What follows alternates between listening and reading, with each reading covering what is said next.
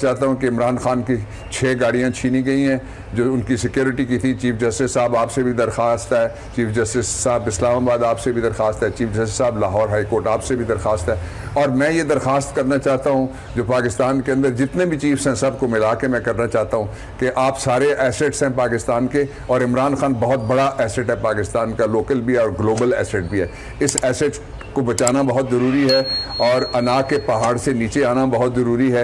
उसके पास कोई सिक्योरिटी इस वक्त मौजूद नहीं है, तो मांगे तांगे की गाड़ियों में इस तरह की शख्सियत का और इतनी बड़ी पार्टी के लीडर का सफ़र करना, बाकी सारी पॉलिटिक्स चलती रहेगी लेकिन उनकी पर्सनल सिक्योरिटी के ऊपर कोई कॉम्प्रोमाइज़ ना किया जाए। That is an SOS message which I am delivering to the entire world and entire PTI, entire nation and all the institutions who are responsible for the security and the safety of the citizens of Pakistan and the land of Pakistan. चाहता हूं कि इमरान खान की 6 गाड़ियां छीनी गई हैं जो उनकी सिक्योरिटी की थी। चीफ जस्टिस साहब आपसे भी दरख्वास्त है, चीफ जस्टिस साहब इस्लामाबाद आपसे भी दरख्वास्त है, चीफ जस्टिस साहब लाहौर हाई कोर्ट आपसे भी दरख्वास्त है।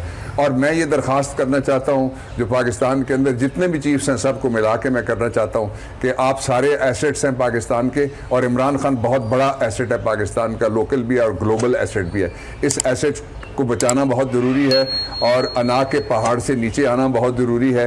उसके पास कोई सिक्योरिटी इस वक्त मौजूद नहीं है, तो मांगे तांगे की गाड़ियों में इस तरह की शख्सियत का और इतनी बड़ी पार्टी के लीडर का सफ़र करना, बाकी सारी पॉलिटिक्स चलती रहेगी लेकिन उनकी पर्सनल सिक्योरिटी के ऊपर कोई कॉम्प्रोमाइज़ ना किया जाए।